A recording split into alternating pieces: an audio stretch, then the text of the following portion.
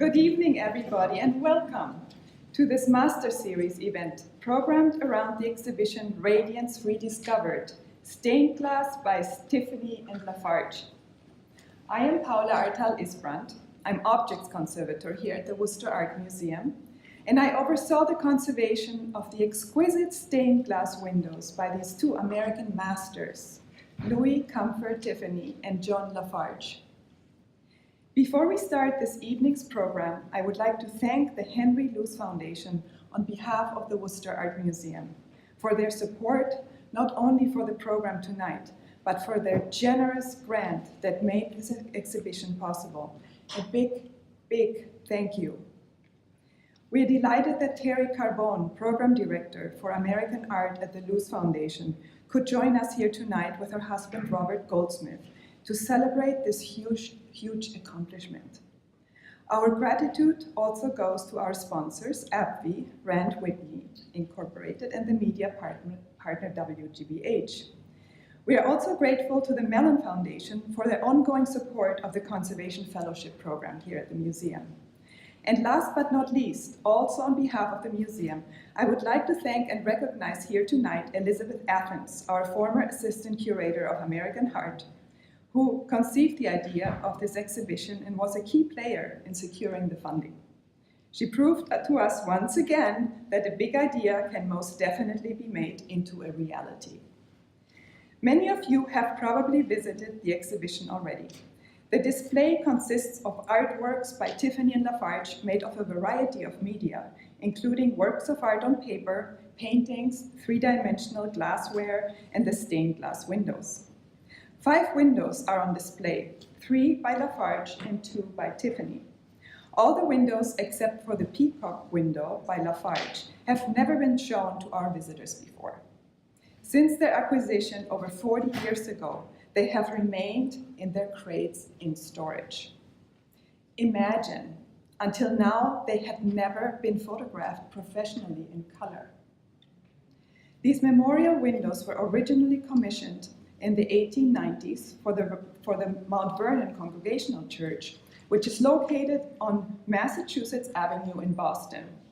They were donated to the Worcester Art Museum in 1975 when the church vacated. The church was then sold into private hands and is now a residential building with luxury condominiums. When you find yourself in Boston and you find yourself crossing Mass Avenue from Cambridge into Boston, and you leave the MIT behind you, it's the first building on the left, right after you cross the bridge. And the remains of the church within this residential complex are still clearly recognizable. We have a full program this evening with 3 speakers who were intimately involved in this ambitious exhibition. So without further ado, let me introduce them so they can tell you their unique stories of how they contributed to this amazing project. There will be a question and answer session at the end of the presentations. So please, if you can, save your questions for later. Our first speaker of the evening is Amanda Lett, who earned her BA in history at the University of Tulsa, Oklahoma, and her master's in art history at the University of Oklahoma. From 2008 through 2012, Amanda was the chief registrar at the Gilcrease Museum in Tulsa and co-curated the exhibition America, Life, Liberty, and the Pursuits of a Nation in 2010. In 2011, she curated the exhibition Perfectly American, the Art Union and its artists, and collaborated with art historians Peter John Boundley and Pat Hills in writing the exhibition catalog. Amanda served as contractual curator for our exhibition here after Betsy's departure last fall and before Aaron Corrales-Diaz's appointment as WAM's new assistant curator of American art this spring. Welcome, Amanda. Here.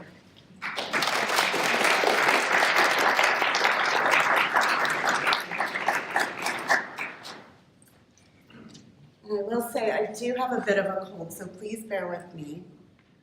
If I start to cough, just ignore me.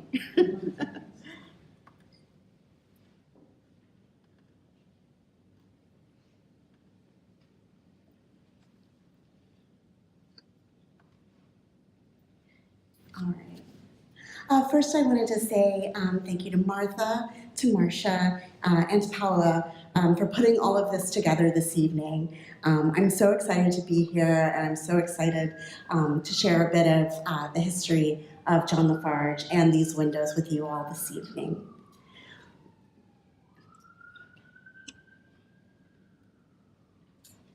For over 40 years, a small group of very large crates took up an inordinate amount of space in the art storage room here at the Worcester Art Museum.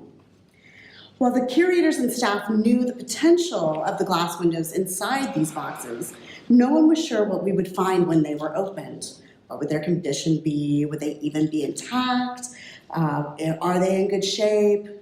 How much work will they need? All of these were questions that we had as we approached these crates. When the Henry Luce Foundation partnered with Betsy Athens,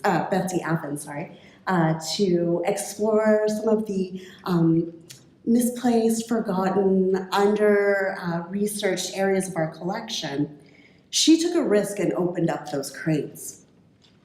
What Betsy, Patrick Brown, John Seidel, and our conservators, Paula Artal-Isbrand, Amanda Chau, and Diane Rousseau discovered were windows in need of some repair and a lot of cleaning, but windows that would be able to glow with their former brilliance after treatment. While the windows underwent an intensive conservation effort, I was fortunate enough to work with the curatorial and educational team here at Worcester to develop an exhibition that would not only showcase the beauty of these windows, but also explain why they were so important to the viewers in the 1890s. I hope that after listening to the speakers tonight, you will also understand just how special these windows are and how thrilled we are as a team that Betsy chose to open those crates.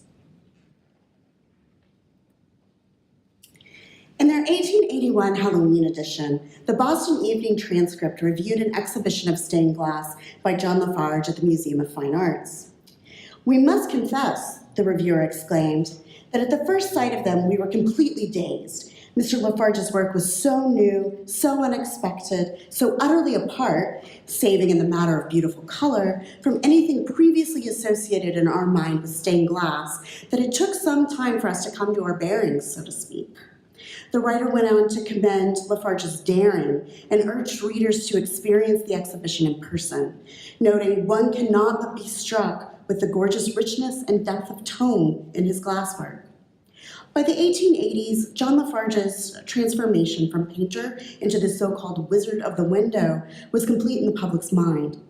La Farge's experimentation and innovation in stained glass reached its peak at the turn of the 20th century, when interest in the way art and culture could elevate the senses and improve public morals became a topic of conversation in magazines and in newspapers. Although La Farge considered this type of work to be a mere continuation of his artistic studies in color and light, his Gilded Age patrons clamored for a stained glass art to decorate their homes and places of worship.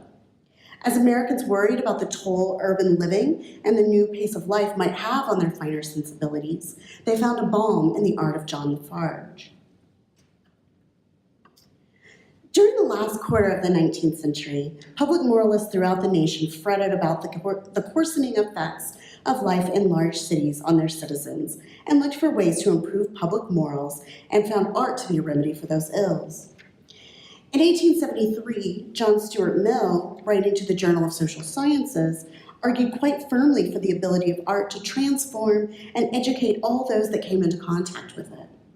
Mill, proposing what historian Thomas Adams calls a trickle-down effect, suggests that erudition would flow from an educated elite and would give forth products and create an atmosphere that would produce a high average of the same faculties in a people. This trickle-down idea may very well have been what, for example, Boston's elite had in mind as they formulated their plans for new cultural and religious institutions in their city. Wrapping their language in the concept of moral uplift and the greater good, planners of the city's new buildings stressed the need for designs that encouraged education and cultivated taste. Art installed by the city's cultural and religious elite was to be carefully selected to provide the most high-minded level of contemplation in its patrons. especially among Boston's religious leaders, the hearts and minds of the working class, women, and students, groups with new access to cheap novels, theaters, and other more suspect entertainments, needed more refinement and moral instruction. Literary historian Alexis McCrossan succinctly notes that moral leaders in the Gilded Age believed in the gospel of culture by uplifting taste, improving sensibilities, and attuning souls to beauty. They could prepare the way for the gospel of Christianity. Their approach was subtle. The worship of beauty is a very different thing from the worship of holiness, they would say. Art will not regenerate a people, but it will civilize them. And from civilization to religion is surely a shorter step than from barbarism to religion. An elusive quality, the idea of character was very much on the mind of Gilded Age reformers. Character is commonly invoked, both then and now, 19th century historian James Salazar suggests, as antithetical to and protection against the seductive displays and superficial social performances. The creation of decorative programming of these churches and other public institutions, such as the Boston Public Library, required the utmost attention because they were intended to build character. At the same time as this fervor for moral improvement gripped the nation, traditional Protestant churches were also undergoing an evolution. Art historian Virginia Regwin notes that as Americans flexed their wealth by supporting the decorative arts, especially from artists such as Louis Comfort Tiffany, they wanted to extend this richness of objects and eye-dazzling design to educational and religious spaces, to demonstrate their belief that culture demands artistic expression. Art historian Josh Probert notes that by the end of the 19th century, many Protestant denominations, even those that had traditionally skewed imagery, were interested in a more experiential ecclesiastical encounter. Illustrated Bibles introduced the popular image of the feminine angel to the masses, creating a lexicon of biblical imagery for a highly literate public. Congregants experiencing artwork in their personal worship began to expect it in their public worship as well. Indeed, when the Mount Vernon Congregational Church hired the Tiffany Glass and Decorating Company to design the interior of their sanctuary, they made sure to remind their parishioners that, far from abandoning their early Puritan roots, the overwhelming design, I think my slides got messed up. The overwhelming design, the figures of Christ in the evangels, and the memorial windows mark the whole work as Byzantine, as much so as if the church had been built in the days of Justinian. Just as the color is the same as that of a Constantinople decorator of the 6th century, so are the ornamental forms. Several articles in the Boston Globe throughout the 1890s reported each new set of windows or church decoration with the highest attention to detail, validating these types of decorative decisions in the public's mind and perhaps spurring some institutional rivalry. This revolution also occurred in the exterior church design, as architects looked back at earlier medieval Christian roots. Henry Hobson Richardson pioneered this style with his work on Boston's Trinity Church. Harkening back to the Romanesque style, Richardson's revival of this older form could ground the church in history, yet provide a new canvas for interior design. Richardson's experiments with the neo-Romanesque would lead to a partnership with another artist attempting to merge the medieval with modern America, John La Farge. And there's my view of the interior of Mount Vernon Church. So you can see, unfortunately, all that's left is a black and white image, but you can see the Tiffany program for the apse of the church.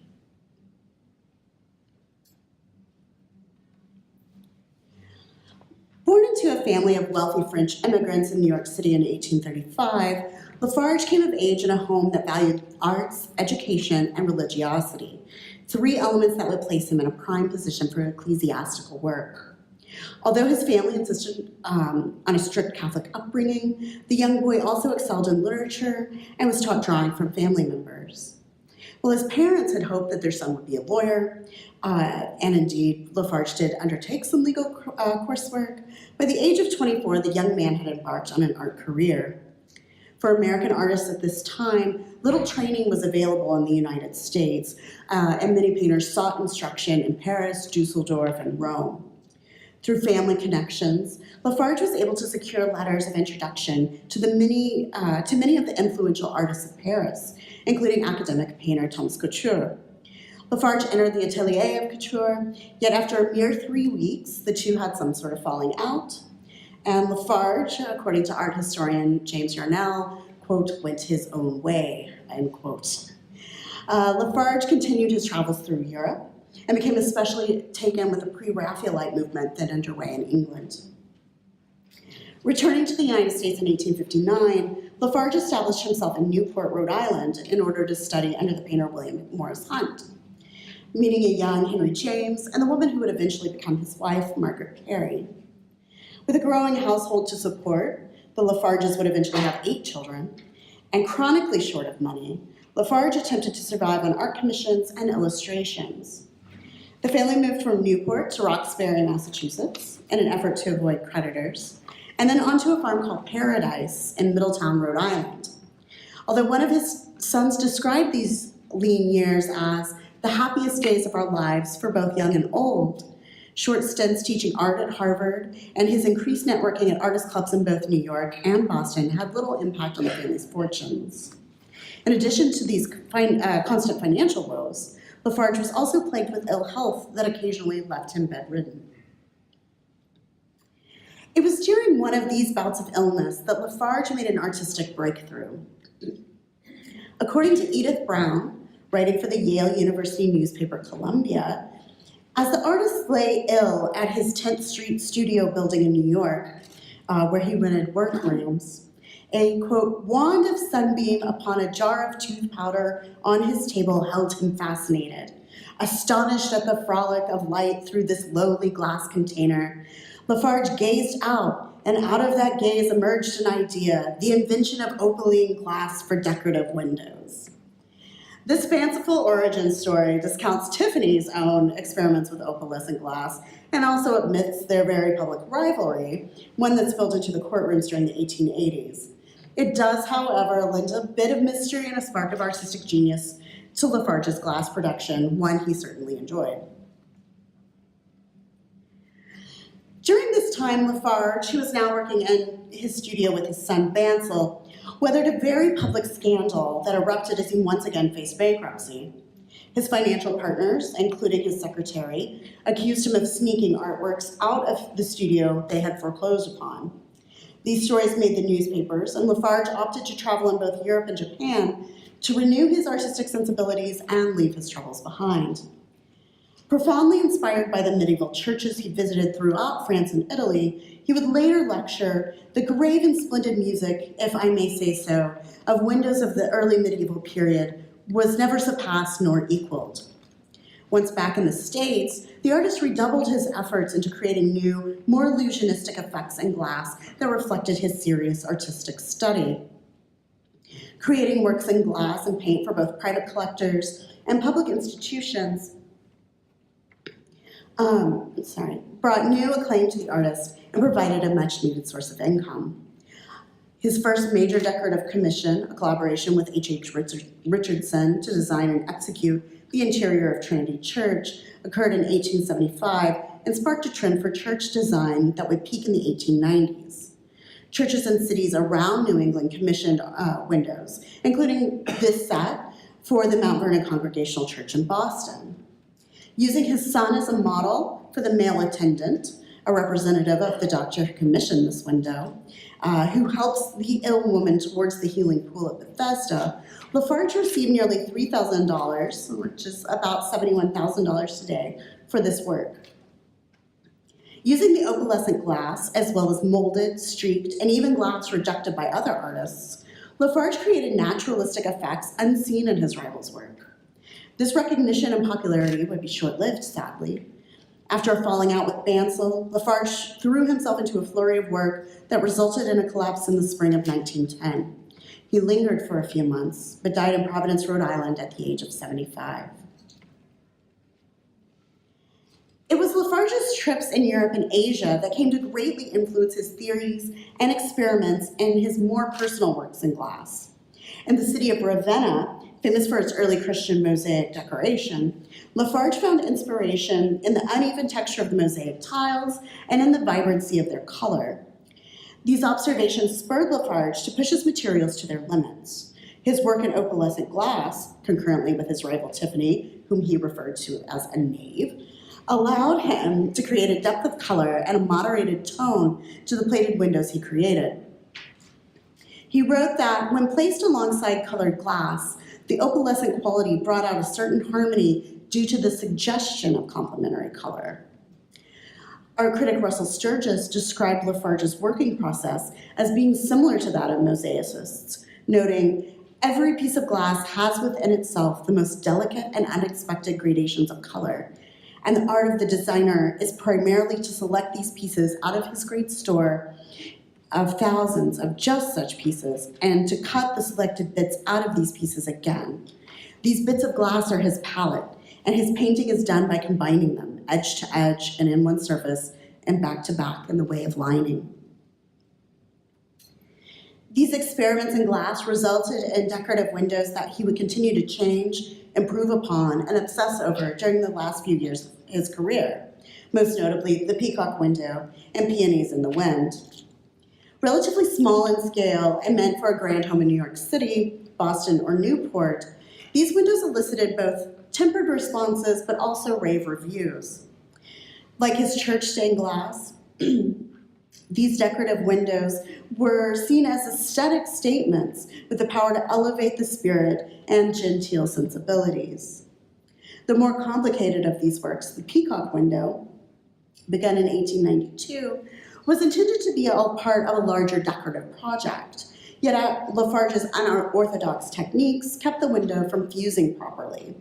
After a decade-long gap, the artist came back to the window, adding cabochons, glittering stones, and more glass for stability. And then he also began displaying the work, and often these two pieces were displayed together. Art critic Kenyon Cox called the window an example of the American method at its best, using material in the simplest and most direct way with splendid results. However, Martin Bremner, president of the Museum of Fine Arts Boston, called these experimental windows like a sketch in jewels, and jewels are somehow not the right material to sketch with. The peacock window would stay in Massachusetts. Curators from the Worcester Museum of Art, after seeing the window on exhibit in Boston, offered to purchase the work in 1909. The next day, local newspapers noted, "The great artist is far better represented by this piece of wonderful glasswork than he would by any of his easel paintings, and the Worcester Art Museum has shown admirable judgment in adding such work to its permanent collection." I would assume we all agree. Color, glowing, flushing, pulsating. Wrought webs in which to imprison the light. Broken jewel work. Friends and colleagues of La Farge describe his artwork and glass in terms that seem to transcend time and place. Henry Adams, his longtime friend and frequent travel partner, once remarked that the artist had an opaline mind with infinite shades and refractions of light, and with color tuned down to the finest gradations. In glass, it was insubordinate. It was Renaissance. It asserted his personal force with depth. In many ways, the artist's efforts to find a new way of creating artworks in glass found a perfect audience in a Gilded Age America, looking for conspicuous displays of taste, status, and faith. As religious institutions across New England collaborated with artists like John La Farge, they hoped to create lasting works of art that would inspire the soul and uplift the heart. La Farge, in turn, used these commissions to push his materials to their limits while creating windows of reverential beauty. Stained glass art was meant to transport the viewer out of the ordinary and into the extraordinary. In the hands of La Farge, that effect was achieved. Thank you.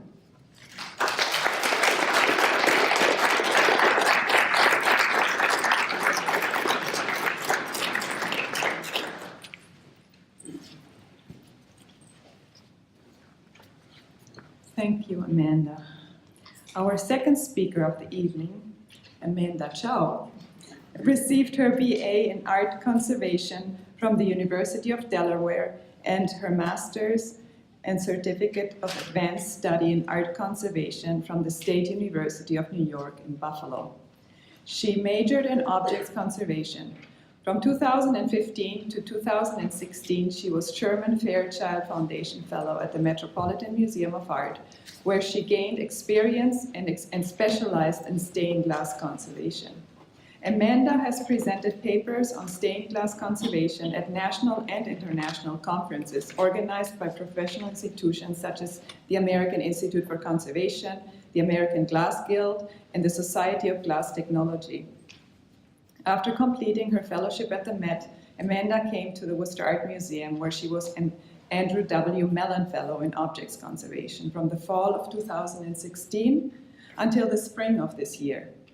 Here at WAM, she undertook the conservation of two important stained glass windows, a 13th century French medieval panel from the Cathedral of Notre Dame in Rouen, France, which is now on permanent view in our new medieval, not so new anymore, medieval galleries, and the peacock window from La Farge, which she will discuss tonight.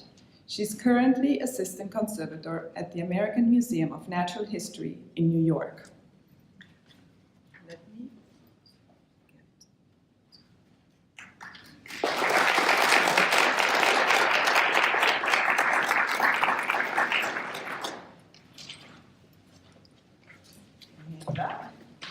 Thank you. It was an honor to work on this window for my fellowship here at Worcester Art Museum. It's truly a very unique and special window, not only to the collection, but to the artist himself, which you'll soon see why. Studying and conserving the window was really interesting, but also really challenging, as the window is very untraditional, and I was up against an artist known to have what I call rogue tendencies.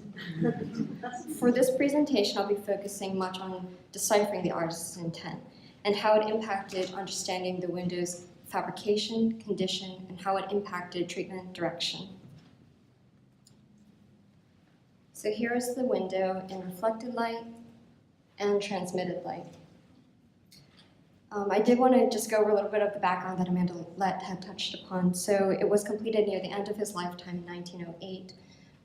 He had begun it in 1980, originally commissioned for a John Hay, but he abandoned it due to technical issues surrounding the cloisonné effect. 15 years later, he revisited it, and he finished it despite these technical difficulties. And it eventually became his most experimental window and is considered his only personal window that I would say arguably possesses illusionistic effects that had never been seen before in stained glass. And here are just a few details of some of my favorite parts of the window. What brought the window to the lab were concerns surrounding the stability of the glass, that it was cracking, there were reports that it was delaminating, and there were, the window was considered to be very dark and dirty and not legible. So the goals were to stabilize the structural stability and also improve the legibility of the window. But a good question to ask was, what do we have? This is a very scary composition. And it was a lot to take in. Just to give you a sense of scale, the window is 75 inches by 45 inches. The window varies between being 2 to 3 layers deep. There are the traditional lead H-cames in some areas, and we have La Farge's signature cloisonné for the peacock figure, as well as some of the peonies. But there's also things that depart from the traditional construction. We see some solder drawn over a copper coil. There's textured glass. There's this really dense composition that I'm trying to make on the bottom. We have cracked glass that's creating all these effects. So it was a lot to take in, but I was really happy to go to the American Glass Guild conference during my fellowship, in which I was able to speak with a lot of stained glass conservators who had worked on La Farge windows. And one of the best pieces of advice that I got was from a conservator, Vic Rothman, who told me, whatever you think you know about stained glass, throw that all out of your head when you're dealing with La Farge. So I regrouped, I was also told some strange things like La Farge had simply painted lead lines instead of using lead cane, not because to make a statement, but simply because he ran out of lead. Or there was an instance where a piece of glass is dangling with wire in front of the window simply because he liked the effect that it created. So I ended up restructuring my approach differently and discerning the artist's intent. I made 3 categories, asking myself, was the condition and effect originally intended by the artist, but mistaken as later damage or as unintended application? Was it originally unintended by the artist, but accepted as a happy accident by the artist? Or was it never intended by the artist at all?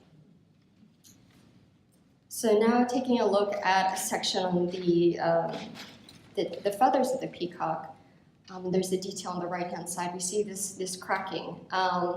And after removing the window from the frame and the glazing, I could see that it isn't actively cracking. It's not delaminating, as the report said. It's a result of fused glass. And fused glass is very odd for La Farge. But what happens is when there are incompatible coefficient expansion rates, the glass will relieve the stress and crack. But actually at the interface of these 2 layers, they were fused together. It just created this this effect. And I believe it's what La Farge is referring to in a letter to his friend Henry James, when he says, like, come over, like, I had all these technical issues, but it's created this very most curious effect. And I think it's this effect, and it produces a sort of shimmering appearance as you move around it. Some areas that looked like losses I would consider are more happy accidents. For instance, this area is an area where the glass was fused, but the top layer has spalled off. So the question was it post-production? Was it during the fabrication of the window? And in this case, there was a glaze or a coating surrounding the layer, and it goes into this loss. And La Farge is known to use such coatings to tone the color and to achieve a certain look. So here, it was really intended, and you can see in transmitted light, he continues to integrate even these losses into his work. Now, some losses, it remained unknown if this was post-production, but this loss was actually really exciting because it showed something about the fabrication of the window. This is located on the upper part of the peacock, and it was curious because underneath this glass was a sort of what I'm going to call a putty or a grout. And that kind of reminded me of mosaics. I was like, okay, this is a little strange for stained glass. But looking at it closer, this is just the light still showing through in transmitted light. I looked at it closer with a technique called RTI, or reflectance transformation imaging, in which a single point, numerous images and different levels of raking light are taken and then compiled into a single image where you can move the light around to understand the topography of the material. So in this case, it was really helpful because I was able to distinguish 2 different types of cracks. One, the upper right-hand side arrow shows just cracking from the fusing process, but on the bottom left, you start to see these rounded edges around these breaks, which indicated to me that therefore this was broken intentionally before fusing, and after fusing, these the sharp edges become soft. So this is after the fusing process. So now I began to understand, I'm like, okay, this is like a mosaic where he cut strips of glass, broke it into little tesserae, and then placed it into the putty and fused it as a whole. And this is the explanation. It was great because there was a picture that La Farge's grandson had sent of the armature for the peacock, not this one, but for one that we thought might be, was to be created later, which he never got to. But it shows that the copper coil armature was built first, and then the putty laid down, and then the glass is put into the slots and fused together. Now, taking a look at the dirt and the darkness of the window, especially in the center of the peacock, It was a little confusing at first, but then I started looking closer and there were a lot of applications of paint. And here you see paint with a spatula, here's a fingerprint. Again, the glazes that he applied, especially over areas such as like the peonies. And the area also appeared kind of dirty because of his application of putty. Now, putty is typically used for waterproofing or blocking out light leaks. And he probably did have lots of light leaks, but the interesting thing here is, well, putty is typically kind of a neutral color, it's gray, but he decided to color it. And so I feel like he was very intentional about this area that is kind of just appears dark. So he's applying a green putty next to green glass, purple putty next to blue, and so forth. Also on the back side, and these are images from the back of the window, he applies washes of paint, he has sgraffito marks, and he also applies broad strokes of paint to highlight the edges of the feathers. This is probably one of my favorite slides. It may not look like too exciting, but it is. So the arrow points to a copper foil, and this is really unusual also for La Farge. Copper foil is the choice of medium for his rival, and typically La Farge stayed away from. And so my question was this a repair? Because copper foil is used as a repair. Underneath it, there's no evidence that it's a repair. But actually, my belief is that, and also that the copper foil was used in areas that were never accessed. So I believe it is original. And then looking at where it's used, it seems to be used for both an aesthetic and functional purpose. So on the upper right-hand side, he brings the copper foil from the heart of the lead, the inside, to the flange, and it creates different thicknesses along the profile, as if he's almost acting like the different thicknesses of that a paintbrush could create. On the bottom right-hand side, La Farge sometimes had trouble cutting glass, so there were large gaps in between areas. And I think what he has done here is he has lined the pieces of glass to hold the putty in between the large gap. So here's just an overview of how where I separated each of the conditions or materials into the artist's intent. And so from here, I could dictate a treatment to address what was never intended by the artist. But before all that, it's important to have a light box because you need to work in transmitted and normal or regular light as you go back and forth between the treatment. So Bill McMillan, who's the Arms & Armor conservator here, he built me a beautiful customized light box that was actually, well, customized for me, even the handles. So thank you, Bill. To access the different layers of plates and for cleaning and removing pieces of glass that were broken unintentionally, I took a glazier knife and I cut carefully into the lead network, and then I tapped the inside of the flanges of the lead upward and removed the glass pieces. But removing the glass pieces can be pretty tricky because everything is very tight, and you want to make sure that you don't put too much pressure in certain areas because it can cause the glass to break. So one of the things I told Bill is, I wish I had those suction cups that the preparators had that removed the vitrines. And he said, put up a finger, he's like, just a second. And he comes back with a pig-shaped silicone cell phone stand. Now this is, it actually worked. But you can't press directly onto the glass for this suction, so flipping up the suction and then placing onto the glass, you could carefully remove each of the plates. In terms of mending the glass breaks, after removing the glass, you have to make the break spotless to achieve a strong bond. So I cleaned it with 1:1 deionized water and ethanol, and then bonded it with an epoxy resin. And you do this by joining the pieces with tape on one side and then dotting the resin along the break and allowing the resin to seep through by capillary action. And then after a week, the resin cures and you can remove the tape. Some of the pieces I did clean also with a 10% ammonium bicarbonate, and this was for areas that had soot on it from as a result of pollution. And this piece was in particular one of my favorites because there were actually markings of a change in decision by the artist of where to cut.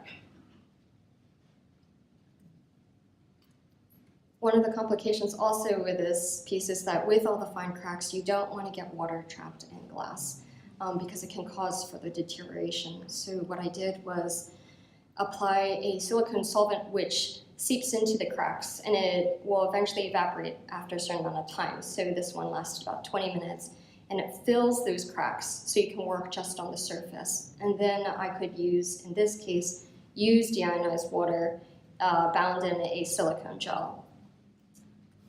And this is a before and after of just a section of the peony, and it's subtle, but it did make a difference overall. Because of the original frame and just like how it held the window, not in the best way, a lot of the glass around the edges was broken and the lead had corroded. So what I did was mend the glass as I did before with the epoxy resin, and then I glazed the window using lead of matching profile. And after that, it's important to get it back into a frame that is actually supports the weight. This is a really heavy window, even though it's very small. It's also not a squared window, and it was very difficult to get out originally because it had been cemented into a frame. So that makes it difficult if it needs to be treated. So the preparators, especially Trevor Tony, had built this beautiful frame, which you can see in the gallery, and it allows the window to have easy access in terms of removing it from the back. It visually squares the window, and it supports the window by support bars in the back and right places to redistribute the weight. One of the reasons also why the window was dark was because of how it was lit. This window is very sensitive to light coming at it, more so than other stained glass windows. And it was important that there was a lot of light coming from the back and reducing the light from the front. Otherwise, it would appear as it does on the right-hand side. So this is the window after treatment. And I'd like to say that it is truly a beautifully complex window, dense with multiple techniques, that produces so many illusionistic effects. In this experimental and only personal window, John La Farge really exemplifies his unrestrained curiosity, his disregard for convention, and his ingenuity to the very end of his life. So I hope that you will take this chance after the presentation to really look closely at this brilliant piece. Thank you.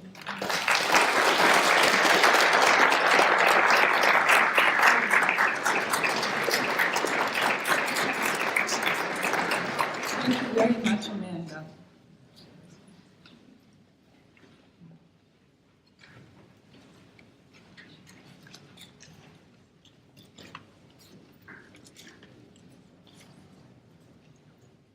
The third and final speaker of tonight is private conservator Diane Rousseau, who began working with glass in 1987, shortly after taking her BA at the Washington University and the University of East Anglia, Norwich.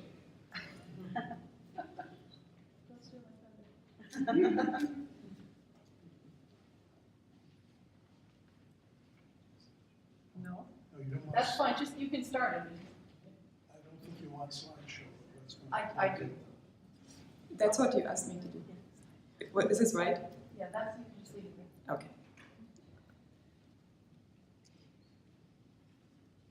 Shortly after taking her BA at the Washington University and the University of East Anglia, Norwich in the UK, her postgraduate coursework in stained glass conservation at Vauxhall College in London included a placement at the Canterbury Cathedral Studios. She spent 12 years at Cumming Studios in North Adams, Massachusetts, during which she treated glass from the Isabella Stewart Gardner Museum, the Hyde Collection, the MFA Boston, the Corning Museum of Glass, and other private collections. In 2006, she opened her own practice, conserving stained glass and related vitreous materials. She is professional associate of the American Institute for Conservation in the Object Specialty Group, and a published author for the International Council of Museums, Glass and Ceramics Group. So, welcome Diane. And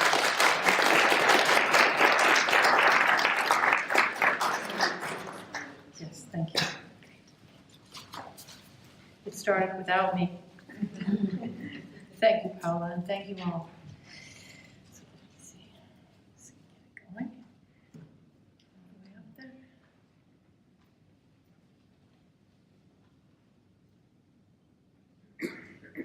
Okay. This is a photograph which you've seen before, thanks to Amanda, of 3 of the 4 people known to have worked on the Pool of Bethesda window: John La Farge, Bancel La Farge, and Juliet Hansen. Back to the camera. The 4th, Thomas Wright, has never been photographed as far as I know, or no photograph has survived, but his hand went over every line of the composition many more times than once. This group worked in close collaboration to produce the artwork seen in the gallery below, and my mission today is to bring that process a little bit to life and to describe the parallel effort at conservation treatment that took place over the past year. Let me start with some nomenclature specific to the trade and this early photograph of the work in situ at Mount Vernon Church circa 1942. This we regard as one window, one composition, which runs through 2 lancets or openings in the building envelope. Each lancet is 11 feet high, and although at first glance it may read as one vertical panel, the lancets are actually made up of 3 separate panels stacked together. The scale is monumental in comparison to the peacock window or the medieval windows that formed the tradition that La Farge was hoping to reinvent. The basic unit of measurement for a stained glass window section for close to 1,000 years was the size 2 people could safely lift, less than 10 square feet. Imagine a cathedral tower with plank staging, 2 handing up to 2, lifting up to the first who've gone up ahead. This is an English window from 1420, now at the MFA Boston, monumental overall, but the individual sections are only 18 inches wide and 30 inches tall, conservator for scale. Tiffany, La Farge, and their colleagues in the American opalescent window movement blew all this up, literally. The figural sections here are over 6 feet tall. Even more significant a change from the height is the thickness of these windows. It's not easy to see from the ground, especially in transmitted light, but American opalescent windows are not flat, even slightly, even when they're first off the bench in perfect condition. This is a stylized cross-section, exaggerated only slightly for clarity. Windows of this period can be up to 7 layers deep. This particular La Farge, the Pool of Bethesda window, has 4.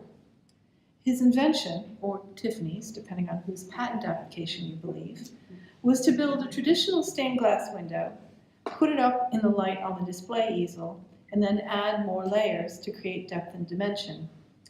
With the Pool of Bethesda window, La Farge took nearly 2 years between his color sketch for Lancet A on the left and Lancet B on the right to explore the idea of how to convey depth, including building an actual water pool in his studio on East 10th Street. In the end, he chose a milky opalescent gray glass, which you see me removing here, to reveal the face of the reflected angel. I believe these sheets were custom made for him for this specific purpose, because they're so variable, up to 3/8 of an inch thick, with a rolled edge that indicates he was using the entire width of the sheet. This piece alone weighs nearly 10 pounds, and the entire section close to 100, in keeping with the figures being just shy of life size. La Farge's working method during this period was to begin with a watercolor sketch at small scale, expand this on approval from the client into a shaded colored drawing or cartoon at full scale, and use one copy of this to draw in where the lead lines should go to frame his figure's complex drapery and anatomy. Then cut up a second copy to use as patterns for Thomas Wright to cut the glass they selected together. Wright and John Calvin, another English glazier, had been part of the staff at the ill-fated La Farge Decorative Art Company and had strategically resigned before the storm of lawsuits could envelop them. They immediately set up shop as the Decorative Stained Glass Company, open to any artist who brought in a design, but with La Farge projects in their own separate room, taking first priority and drawing from a separate stock of glass. La Farge brought Wright and Calvin into La Farge's personal aesthetic so that they were able to serve as artists without losing the quality of the workmen. He praised both men consistently in his correspondence, saying there are not better workers in glass in the world, and spoke of Wright as having no equal in the management of color. I'm indebted here for the art and historical research and quotes from James Arnell and Julie Sloan in Art of an Opaline Mind. The Pool of Bethesda window was displayed at La Farge's studio in November 1898 to rapturous reviews, and installed at Mount Vernon Church in Back Bay a month later. It is probable that there never was a window made more deliberately into a picture, wrote art critic Russell Sturgis. The confinement of fired glass paint and enamel to the faces and hands was lauded as a novelty and a triumph. Juliet Hanson is not singled out by name in the press as painter, although Mansell was as co-creator. But both Hanson and Thomas Wright were acknowledged on the window itself, in the area usually reserved for the artist's signature. Neither of the La Farges, father or son, signed this window themselves. The design and the permanent portrait were testimony enough. In 1942, this was still the pride of a thriving congregation, but by the early 1970s, both church attendance and the Bethesda window had markedly deteriorated. This is a grayscale version of a colored image taken in 1974, just before the closing of the church and subsequent acquisition of the window by the Worcester Art Museum. Part of the distinction here is an artifact of where the photos were taken. In the 1942 version, the reflected interior light disguises the angel's reflection, but the overall darkening is apparent. 30 years of additional smoke, smog, and grime, and so are the added lead lines, stopgap repairs for broken glass. There are also additional bar lines which throw off the symmetry between left and right lancets and alter the composition of the angel's wrist and hand as they reach for the pool's surface. What does not show, even in the color version, is the severe deformation the new bars were added to correct. Parts of the window at this point in time are bulging nearly 2 inches out of plane, and glass is both breaking and protruding from the leads. The tape indicates the area of deformation. Edward de Beaumont, the conservator at Worcester Art Museum that oversaw the acquisition, notes this severe separation in his 1975 report and describes his consolidation treatment of the most damaged areas with isobutyl methacrylate on Gampi paper, a precursor to our ubiquitous E72 on spun-bonded polyester. Note de Beaumont's very clear notes actually on the window. He recommended that the window be packed in fiberglass while awaiting treatment. This was done, after which the lancets were resealed into their travel crates and carried into museum storage, alongside the Tiffany window crates that were packed in the same manner. And although fiberglass is a benign material in regard to stained glass, non-reactive with the corroded lead surfaces, it is highly prone to shedding countless irritating fibers over the next person to open the crate and all the other stored objects in the vicinity. The records I have show no evidence of anyone doing this, anyone opening the crates more than a crack for the next 4 decades.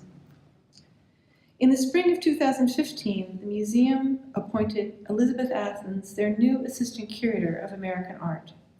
As a number of earlier curators had done, she proposed a full investigation of the Tiffany La Farge window's current condition and was immediately brought up to speed as to the difficult logistics involved. Nevertheless, over the course of 2 years, she persisted. The Tiffany window crates were opened in the fall of 2015, the La Farge in the summer of 2016, and several independent teams of conservators were able to view both windows and assess their condition. After an exhaustive research and selection process, I was awarded the contracts for conservation treatment of both windows to be undertaken in my studio on the Mass MoCA Museum campus. This was not a decision lightly undertaken on any side. The first thing I did before giving a conditional yes to making a proposal was to construct this full-scale mock-up to be certain the La Farge would fit in the studio. I had recently doubled my space, adding this room for documentation, but the issue was ceiling height and corner clearance. At a late stage of treatment, the La Farge frame would need to be stood vertically. The mock-up fit perfectly against a beam and cleared the ceiling by 2 inches. The second thing I did was contact Mass MoCA's assistant director, Larry Smallwood, who is my acting landlord. The question was whether art handlers would be available to me at short notice to manage the 11-foot lancets before they were disassembled into their component sections. His reply was, "How many would you need, 6 or 8? MoCA specializes in large-scale modern art. If a piece that a show really needs won't fit in the door, Larry will authorize operations to cut a new door." The third and most important thing I needed to do was calling my friends, more specifically colleagues in stained glass conservation with extensive experience treating American opalescent windows. La Farge artworks of this scale are rare. The last 3 I worked on were from the Judson Memorial Project, done between 1996 and 1998, when my hair was still black, and replacement of Lett's was a more common and accepted practice. I had spent the next 2 decades refining my techniques for minimum intervention on original matrices, and wanted only colleagues in sympathy with this approach. Conservation methodology requires every technical decision at every stage of the treatment to be documented, with the expectation that colleagues in the future, the immediate future at a conference or 40 years down the line, will be examining the results of those decisions at a 6-inch range. For this project, I would have Wright and La Farge looking over one shoulder and the curators handling the loan in 2050 over the other. My experience is that this type and scale of work requires me to have intense, full-time focus and one assistant who knows when to speak to me and when not to. But for short periods, I would need all hands, expert additional hands and second opinions on paint deterioration, bonding adhesives, and structural support systems. Everyone in my professional circle was eager to help.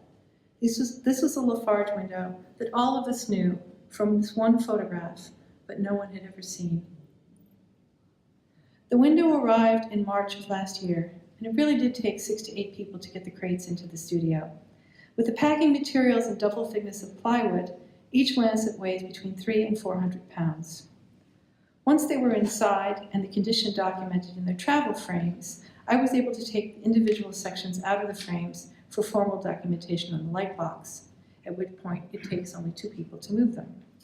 These figural sections are 33 by 74, and the working area of my biggest light table is 34 by 75, again with the 2 inches of clearance. During the documentation and examination process, which took place over months and included visits from the Worcester Art Museum curators and conservators, the overwhelming impression was how clear the problems were. The severe deflection shown that's the reverse of lancet A, was easily understood, caused by design flaws in La Farge's composition and by measurement error in the original installation. The frame opening was 32.5, and the window sections also measured 32.5 wide when taken out. The border leads had all been shaved to their minimum size, and the window, made in New York, squeezed into its opening cut in Boston. The installation team actually had to chop out the upper curve of the frame to get the top sections in. This narrow green border was completely buried in wood. So when the window went through temperature cycling and needed to expand and contract in the frame, there was nowhere for the stress to go but inward and then outward. The lower sections were folding in a Z pattern. The design lines here are closely spaced horizontals without a continuous vertical line in the composition. These thin steel bars on the reverse were intended to fulfill this role, but were attached only by wires which tore free when the folding began. The horizontal support bars on the interior, which are 3/8-inch round wrought iron, are 18 to 20 inches apart, and has a very wide spacing for a window with this scale. On most La Farge windows, the vertical borders are multiple rows of smaller pieces. This distributes the stress of gravity and wind load because the lead matrix can flex a little even though the glass is rigid. On the Bethesda window, the borders are a single monolithic 20-inch piece spanning the whole width of the support bars. This was La Farge's picture frame for the trompe-l'oeil image to pop through, and again, I think it was important for him enough to have a custom batch made. This is a white and amber mix, wildly different amounts of transparency, metal deposits, lots of pitting, very unique. In any case, the wide spacing of interior support bars meant that the window needed support on the exterior, and with a typical American opalescent window, this should come from the plating layers. These tend to be bigger pieces that span the width of the base layer, and soldering them to the base layer can rigidize the whole composition. Unfortunately, this slide does not show the Bethesda window. This is an ideal set of exterior plating. This is the Bethesda window. La Farge's color placement and artistic choices left narrow gaps in the exterior plating, which produced stress along these lines, as the weight of the drapery folded the window, exactly the way fabric would do. The step-down areas of single-layer glass accumulated grime deposits and insect incursion. Wright really should have convinced La Farge to fill these areas with clear or tinted plating to make the exterior plane continuous where the window needed most strength. This was an exposed architectural setting in Boston, no exterior protective glazing, although the windows were set into a fairly deep wall. Not long before the 1974 removal, probably during the late 1960s, these structural problems had accelerated enough that Lancet B at the window was removed in an effort to arrest them. The studio doing these repairs, including this rusted support bar, has not been recorded. All I can say is that they did their best with the resources they had. The only areas where they could add new support bars were those that were still flat. This might have stopped the deflection from going further, but couldn't reverse the damage.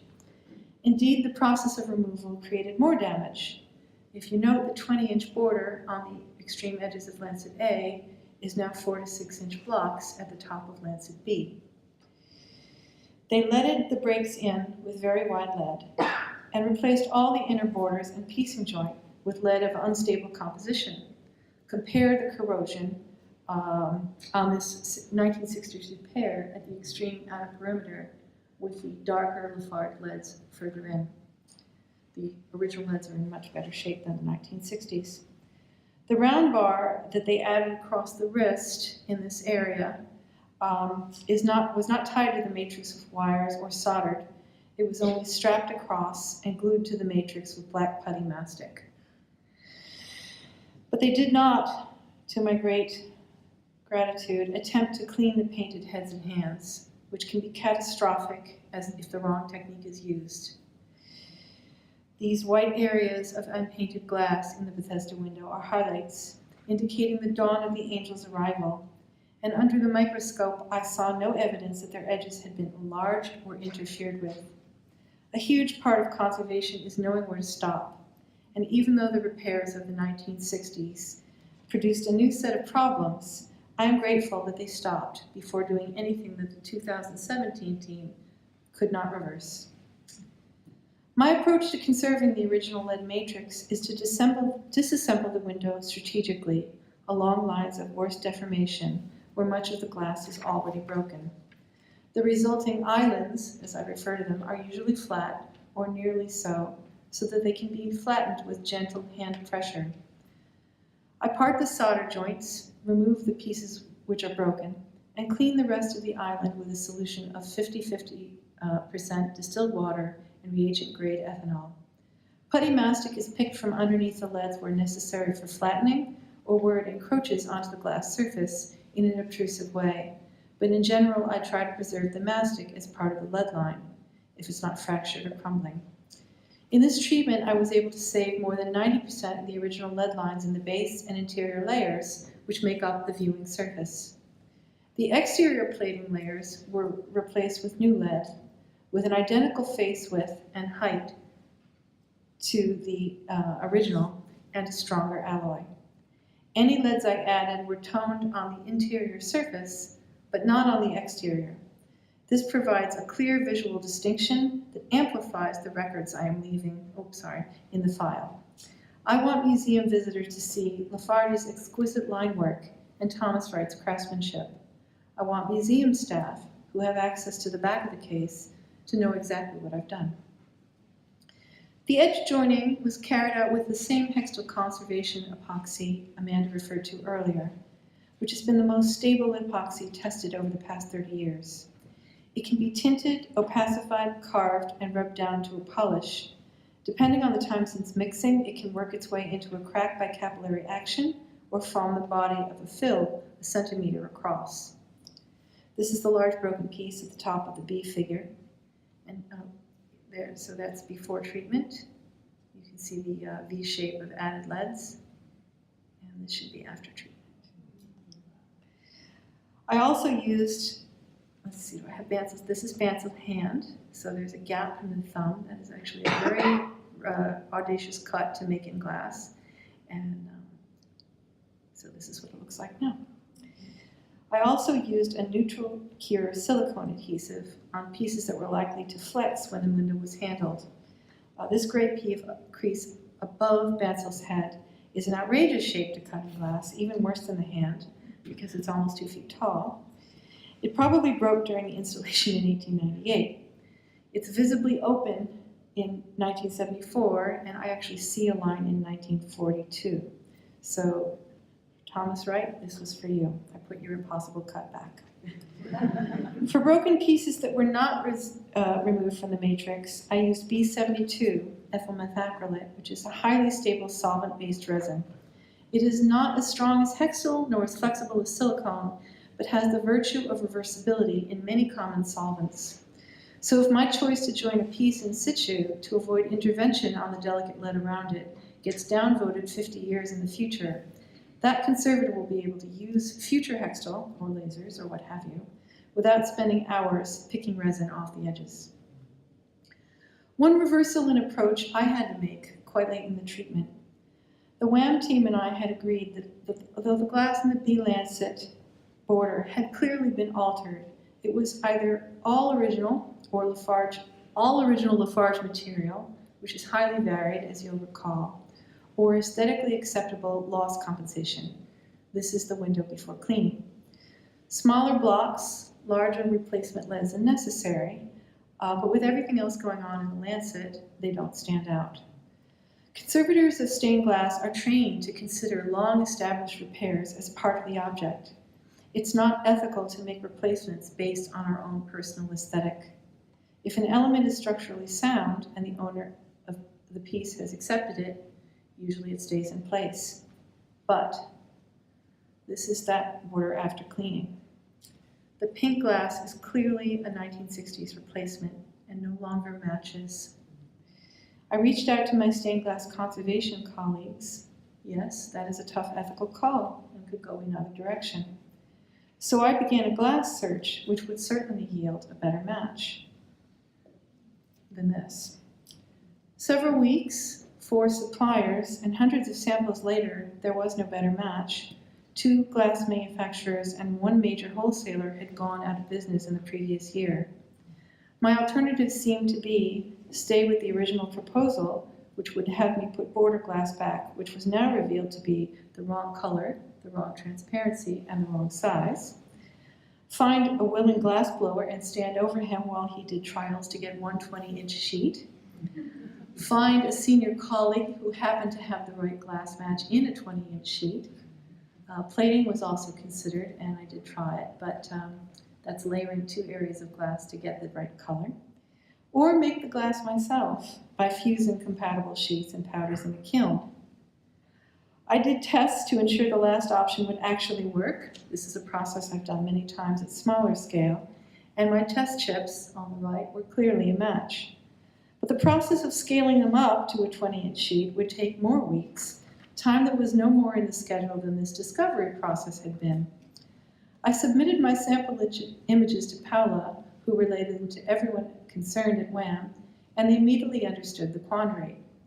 Delaying an opening deadline was bad, but meeting it with an artwork that had one corner full of obviously replacements was worse and essentially permanent. These are very large panels to retreat. The time to make adjustments was now. So we did this together. I made the glass, and the exhibition team readjusted the gallery to focus on the Tiffany windows in the meantime.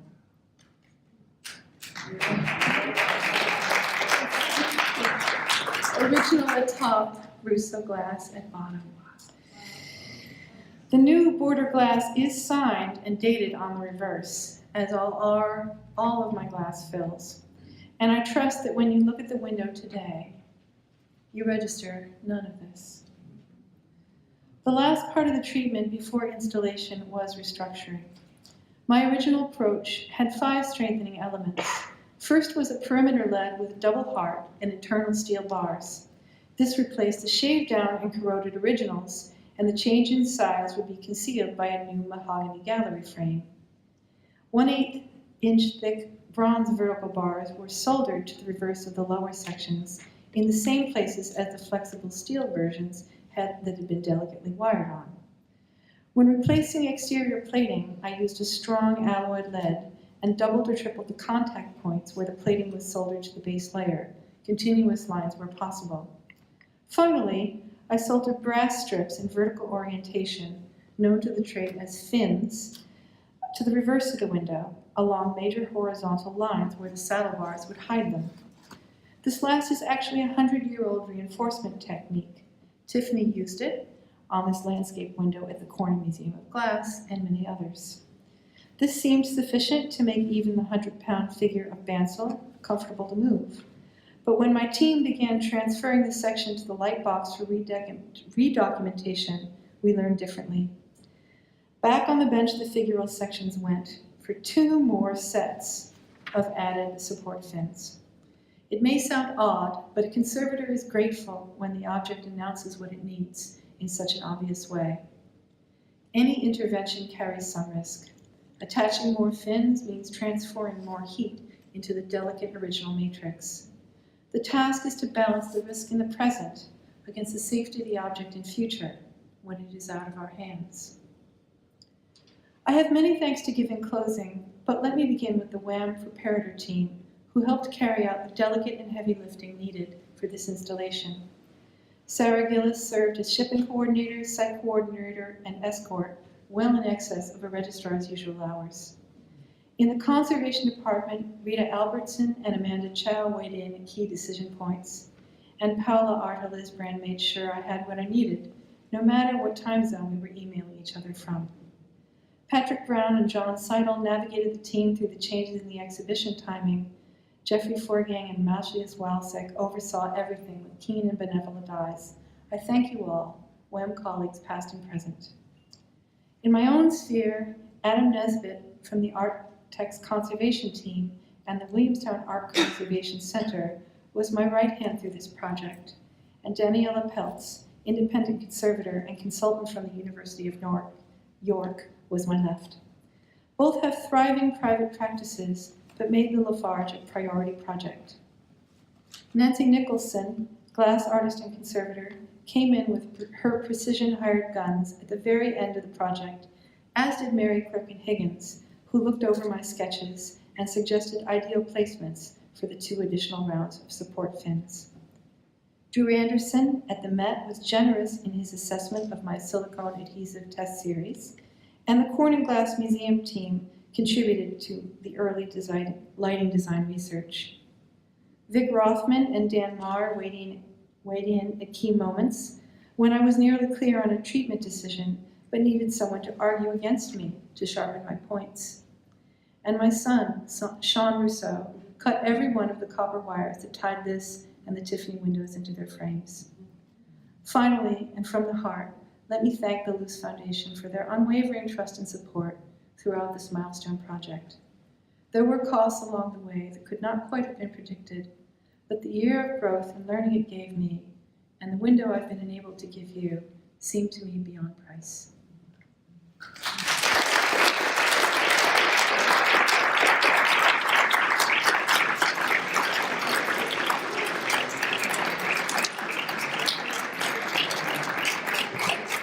Thank you, everybody, and thank you to the speakers. Amazing. Thank you, thank you. I would like to invite all speakers up here to the podium so that questions can be asked and answered.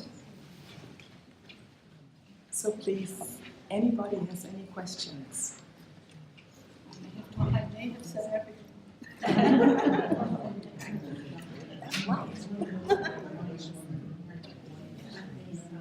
Any questions? Please. For a man, just a man. When you were talking about La Farge fusing, were you talking about the heat process? Is this so frequently done today, or is it a different method? It's the same process, it just wasn't, it's not seen in his windows. And in, there either. So, yeah, I would say it's the same as what people are doing now. Oh, sorry. So the question was, I hope I have this right, was the fusing process that La Farge used in the peacock window the same as what is being done now? And I would say yes. That's exactly what's happening. It's just very uncommon. I think when I was, if I recall correctly, when I was at the conference, people said they had not seen fused glass for La Farge. Not in that sense, not the 2 layers of glass. They had seen his attempts in the cloisonné, which he tried to get the glass to fuse to the copper coil network surrounding it. So yeah, that was quite interesting to see that at this point in his life. So. Thank you. Any other questions? About how many hours of time each of you put into? That is a very good question. I believe the La Farge treatment, thank you. I believe the La Farge treatment was contracted to be 800 hours or less. The actual time elapsed may have been more than that. But it was certainly invoiced at 800 hours or less. I wondered if you could speak a little bit about the artistry of the face and the hands, which The needlework, isn't it incredible? It is vitreous paint and enamel. These are compounds that are basically powders when the painter, Juliet Hansen, would have applied them. I describe it as the darker grisaille as ground up black glass with iron oxide. Enamels are more analogous to China painting enamels. I'm not sure of the composition, but they're applied in successive layers, and then it's a subtractive process to get the light, the highlights. This was done with brushes, needles, and then each layer is, or each couple of layers is fired in a kiln. If you're very good at your work, you can put one layer on with a water mat and the next one on with a vinegar mat or an oil mat, and fire 2 or 3 at once. But I am no painter. That is why I hired a consultant who is also a painter. That's Diane. She knew exactly what went on before what. So, yes. Are there any advances in material science that you guys are really excited about that will advance, or how you could think about conceptually change the way that you restore artwork? I learned of, I would love to hear you speak to the point of the gel cleaning. Yeah. That I know that's a Wilbur's thing, and I've tried to read the book, but it's a lot. Oh my gosh. Okay, that's a very good question. There are a couple of things. I feel like the movement towards gels is a big thing, and that's really pushed by Winterthur Museum's conservation department. And I would say, I think, if I can remember, there's also like nanotechnology gels in Italy that is coming over, and it's really interesting. And I would say the one I borrowed was from the Winterthur professor and conservator Richard Wolpers, and that was using the silicone solvent, which is found in cosmetics, and that's what people are using to protect the surface underneath. So you can literally flood the object with the silicone solvent. It will eventually leave, but it doesn't affect anything. It just provides this barrier so you can just work on the surface. And this is used in various ways. I would say I could talk about nanotechnology gels, but that's also, they're kind of all new, and we have to be careful as conservators to start adopting brand new things, because we need to test the results of it. We need to know the results or something that will project what it will look like years from now. We have to be really careful and do a lot of analysis on that, because if we do jump on these very promising techniques, it could have backlash. And this has happened in the conservation before in its history. So yeah, it's something to be mindful of. Christine? Are you publishing what your learnings, or have you published? I mentioned you're speaking at conferences. Not, you should be. This is the first time I've spoken on this piece. It was only installed, 3 weeks ago? The enthusiasm does make me feel that I should perhaps expand the paper. I'm seeing some nodding going on. So it's just because I've been living and breathing La Farge for a year. It's the most interesting thing in the world to me.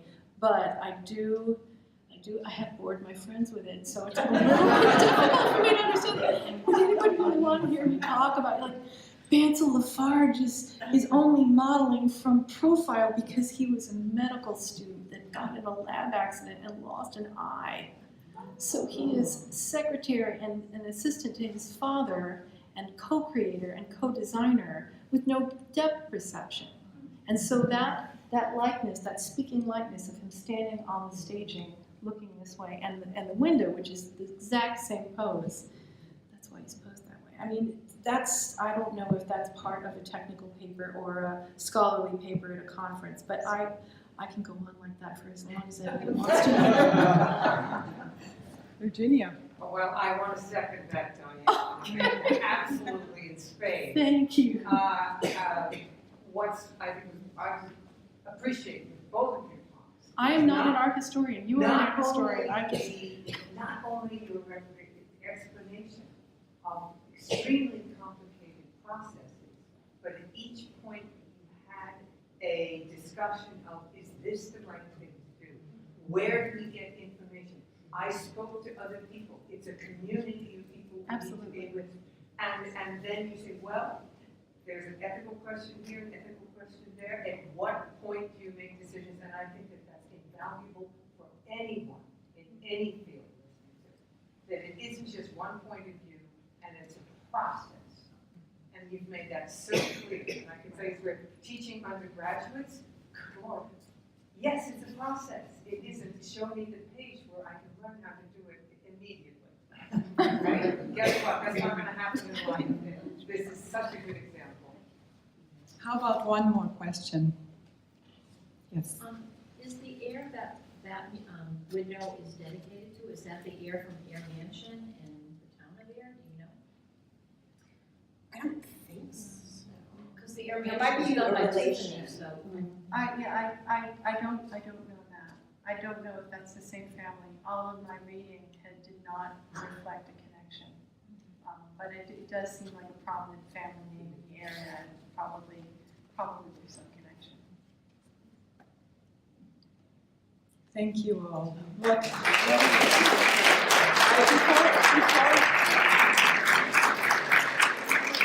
Christine, you were asking about publications. I am certain that all this material will be published sooner than later. But I do want to draw your attention to the Access magazine, the current Access magazine. And Amanda has written a piece in there, or was interviewed, and there's a piece on the peacock window. And just recently, the Worcester Living magazine published a pretty long article on your work, Diane. Have you seen it yet? I saw it today for the first time. It's a pretty long and quite comprehensive article with wonderful photos.